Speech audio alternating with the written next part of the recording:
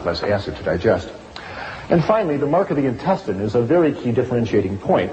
Whoever designed the mountain lion seemed to know again that when meat sits in the colon, it breaks down into carcinogens. And those cats do not want that meat sitting in the bowel for very long. And on a mountain lion, the intestine is 12 feet and out. It's time to move that stuff right out. That's a mark of a carnivore. The herbivores have the opposite situation. Horses and antelopes and gazelles are chewing up plant fiber all day. Their enzymes need a long time to break down all the plant fiber. So it's in the herbivore's interest to have a great long intestine. Herbivores do, and so do we. If you were the size of a horse, your intestines would be 1.5 times the length of a horse's intestine. We have great long herbivorous intestines, not very much acid in the stomach, flat grinding molar teeth, and sliding jaw joints. We are way more designed like an herbivore than a carnivore. Now, I'm not saying we are complete herbivores, and we do have the ability to digest small amounts of meat, I believe, as an emergency ration to get us through times of famine. But if you eat a diet of all meat, like a mountain lion, you'll die. If you eat a diet of all vegetable products, you'll thrive, and that's been shown throughout history. Now, when I make these comparisons, inevitably somebody points to their canine teeth in their upper jaw, and they say, aha, what about these? Why were we given sharp teeth like this if we weren't supposed to be eating meat? To that, I can only reply that these canine teeth in our upper jaw work very well for biting into apples and bananas and potatoes, but they really aren't carnivorous teeth. If you want to see what a set of real carnivorous teeth look like, here they are. Now, if your teeth look like this, you can walk into McDonald's, order 3 Big Macs, say, don't bother to cook them, I'll take them just like they are. But seriously, if you look at the canine teeth on this big cat, compared to the central incisors, you'll see the canines are much longer than the central incisors. If you look in the mirror at your own teeth, you'll find that your canines are shorter than your central incisors. They just don't work well for biting through flesh. And if you think they do, run this little thought experiment. Imagine running out to the nearest cow you see, jump on its back, open your mouth, and take a big bite out of its backside. Now what are you going to find? You're going to find that your mouth is very small, and that your teeth are very short, and that you can't bite through that animal's hide, let alone its muscle, and you're going to get bounced off that cow and walk away very hungry.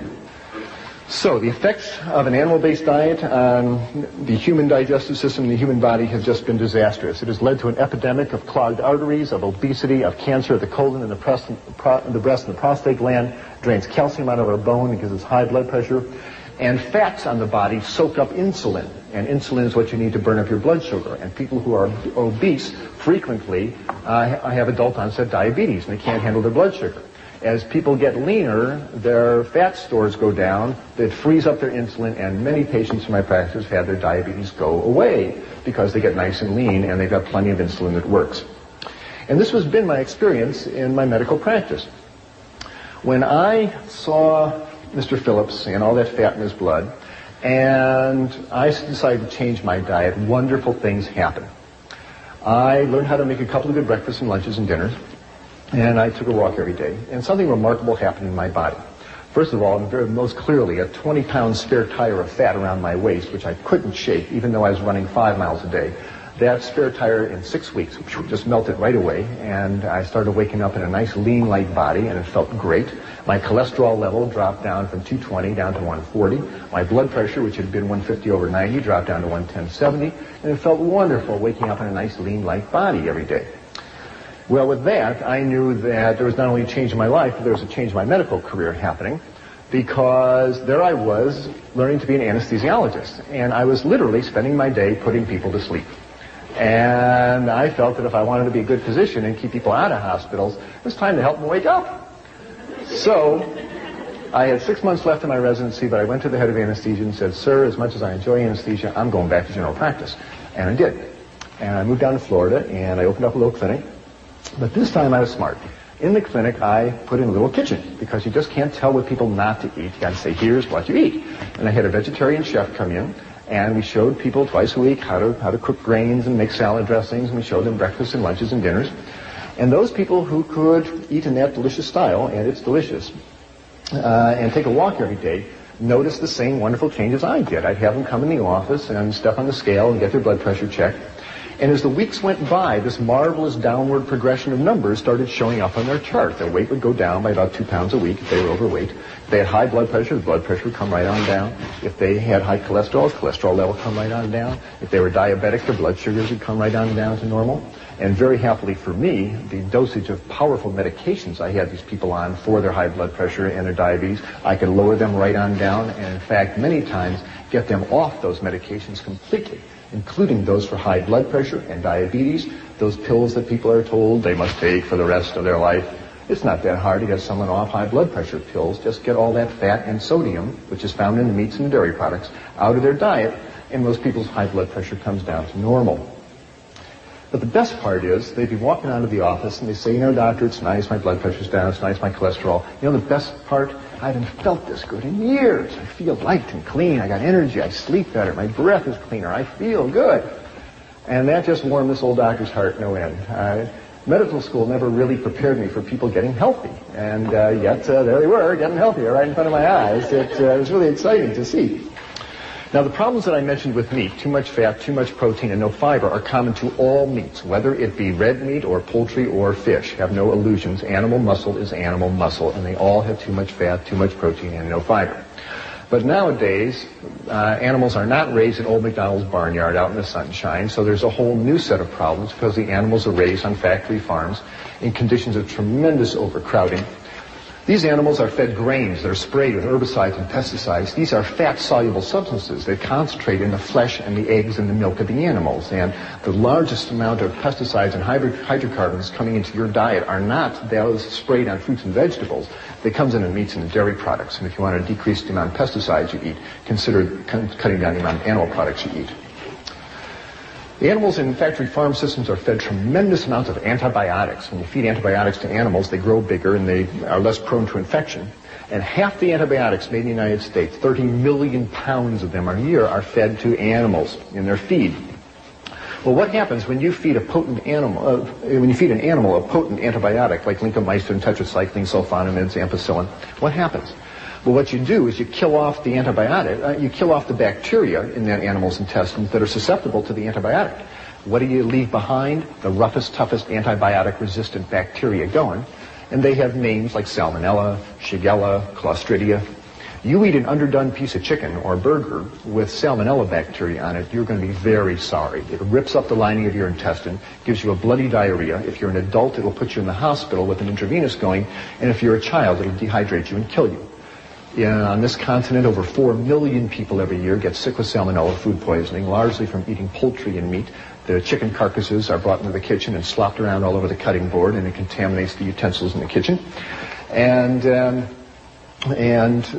it's becoming a worrisome problem of major, major proportions. Antibiotics can lead to tainted meat. You bet they can, and more people are getting concerned about it. You don't have to give antibiotics to broccoli. You're going to see more and more headlines like this. Here's hundreds of people sick in Illinois from salmonella poisoning in milk. Here are underdone burgers causing salmonella food poisoning. Here's a dreadful one. 400,000 hens and 1 million eggs poisoned with polychlorinated biphenyls. This is an industrial chemical in electrical transformers that, when it's discarded from industry, winds up in the rivers and into the oceans and into the fish and accumulates in the fish flesh. Do you know that half the Canadian fish flesh is not eaten by people? It's ground up and either made into fertilizer or added to animal feed. And here was a tremendous amount of PCB-contaminated fish flesh that was added to chicken feed, and the chickens ate the PCBs, and it wound up in the meat and in the eggs. People are getting concerned. They say, don't let unsafe food put our lives at risk, for good reason. And these are episodes of contamination by animal-based foods. And so many of your friends who during the year get the flu. It isn't the flu, it's salmonella poisoning. The media has been fairly responsible in trying to educate us about the realities, the dangers of our high-fat diet. I'm very appreciative. It brings you to the same position that was reached by Gregorio Natividad, who is a meat inspector in Los Angeles, who worked there for 23 years. And he said, based on my experience in Los Angeles, my advice to the public is not to eat meat. There's a meat inspector watching it for 23 years. Maybe he knows something we should pay attention to. Here's another reason why I should consider changing our diet. Our kids are eating a lot of fat, and it is hurting them. Our children in North America are fatter than ever before, and their cholesterol levels are higher than ever before, and we are seeing heart attacks in younger and younger people. Don't kid yourself. A heart attack is not something that falls out of a tree on you at age 50. This stuff builds up in your arteries from childhood. And every year on this continent, 1,000 teenagers suffer strokes. 1,000 teenagers a year suffer a stroke. John McDougall is one of them, by the way. We are seeing fat-related disasters haunt our children. And researchers at Louisiana State University clearly say we should decrease the amount of fat we are feeding our kids. Here's USA Today announcing that study, recommending we lower the fat contents of our children's food. We are working actively to work in the schools to help get fat-free entrees onto the cafeteria line. High blood pressure, nasty disease, and it leads to strokes and heart attacks and kidney failure. Why do people get high blood pressure? Well, one way to view it is to consider the analogy of a garden hose. If you have a garden hose with a certain diameter and you have water flowing through it, there's going to be a certain pressure in that hose. What if you wanted to raise the pressure in the garden hose? Well, there's two ways to do it. One is to make the hose narrower. That will raise the pressure. The other thing to do is put more water through the hose. And that'll raise the pressure. Well, that's exactly what happens in our arteries. As we eat the standard North American diet and that fat builds up in the arteries become narrower, and so that raises the pressure. And when you eat sodium, as in table salt, sodium makes you retain water in order to dilute it out. And the more sodium you eat, the more water you pump around, and that's going to raise the pressure in your pipes. Guess where most of the sodium is found in the North American diet? In meats and dairy products. Sodium is in the muscle of all animals. All meat has sodium. Chicken, fish, meat, it's in the muscle of the animal. And the second place that sodium is found is in cow's milk. That mother cow wants to give her baby calf lots of sodium because it's expanding its blood vessel as a growing calf should. And by far, meats and dairy products have more sodium than any other substance in our diet. And if you really want to decrease your sodium content, decrease the meats and dairy products. And I tell you, people, if you are being treated for high blood pressure and you are still eating cheese and eating chicken, you are kidding yourself. And no wonder the doctor is going to raise your amount of diuretics and Aldomet and all those other medications. If you really want to open up your arteries and decrease your sodium content, stop eating all that cheese and milk and animal products, and you'll find your high blood pressure takes care of itself. I don't want to be too simplistic about it. There are other severe causes of high blood pressure. It's a complicated disease. It's not the only cause of it. There are kidney reasons. There are other reasons, and you should work with your physician. Now, tell them you're changing your diet, and you don't stop those medications by yourself. You work with them. But if you stay in communication with a physician, it is possible, changing your diet, to taper down those medications.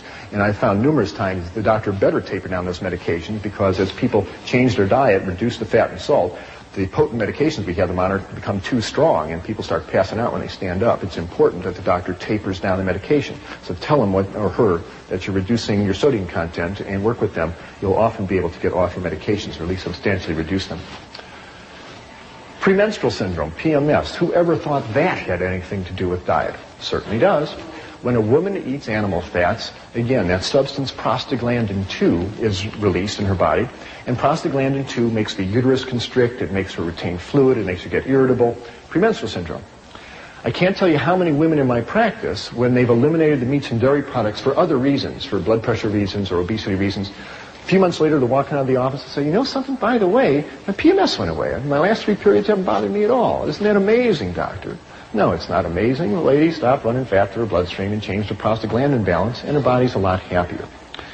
These conditions that I'm telling you improve with a vegetarian diet. I'm not trying to say it's a panacea. I think the opposite situation exists. Why do we have all these diseases? I think it's analogous to pulling into a gasoline station with your car, and instead of pulling up to the gas tank and putting a gas pump and putting gasoline in your car, you pull up to the diesel pump and you put diesel fuel in your tank, which is kerosene. Now, kerosene is too oily. And what happens? You drive away and there's black smoke coming out the tailpipe, and there's crud building up on the spark plugs, and the engine runs rough and it stops. And you get towed back into the garage, and the mechanic asks you, what are you burning in for fuel? And you say, well, kerosene. And he says, well, I have an idea. Why don't you try gasoline? And you put gasoline in the car. Oh, works great. Oh, the black smoke disappears, the engine hums along. And you think about the mechanic and say, oh, he's so smart. He's not so smart. He just told you to put the proper fuel in the engine and it'll run fine. Similarly with us. Animal fats are too oily. They're too greasy. They stick to us. They clog us up. Your body cells burn carbohydrates. Your Krebs cycle enzymes burn carbohydrates. We burn sugars and starches. That's what you want to run your body on, not animal fats.